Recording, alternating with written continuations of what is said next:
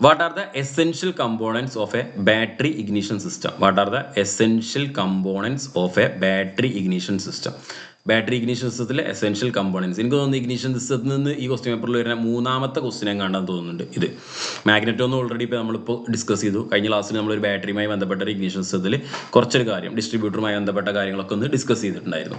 So ഈ ഒരു battery ignition സിസ്റ്റത്തിലെ എസെൻഷ്യൽ കമ്പോണൻസ്, അതിലെ എസെൻഷ്യൽ കമ്പോണൻസ് ഏതൊക്കെയാണെന്ന്? Option A battery, option B ignition switch, option C ballast resistor, option D all of the mentioned. അല്ലേ, options നോക്കിയാൽ തന്നെ മനസ്സിലാക്കാൻ ബാറ്ററി നിർബന്ധമായിട്ടുള്ളത്. തന്നെ ഇഗ്നിഷൻ സിസ്റ്റം അതിലുള്ള ഒരു എസെൻഷ്യൽ കമ്പോണൻ്റ് ആണ്.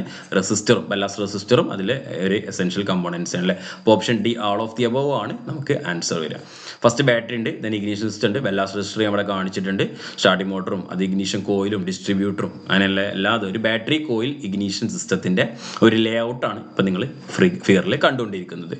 സോ ഇതിൽ എല്ലാം തന്നെ ഇനി ജസ്റ്റ് ഇഗ്നിഷൻ കോയിലും അതേപോലെ മറ്റുള്ള കാര്യങ്ങളൊക്കെ ചോദിക്കുകയാണെന്നുണ്ടെങ്കിൽ അതൊക്കെ ഇതിൻ്റെ പ്രധാനപ്പെട്ട ഭാഗങ്ങളിൽ പെട്ടതാണ് എന്നുള്ള കാര്യം കൂടി ഈ ഒരു ലേ ഔട്ട് വെച്ച് മനസ്സിലാക്കി വെക്കുക. ഇതിൽ നിന്ന് അത്യാവശ്യം നല്ല ക്വസ്റ്റ്യൻസ് ചോദിക്കാൻ പറ്റുന്ന ഒരു ഏരിയയാണ് ഇഗ്നിഷൻ സിസ്റ്റത്തിൻ്റെ.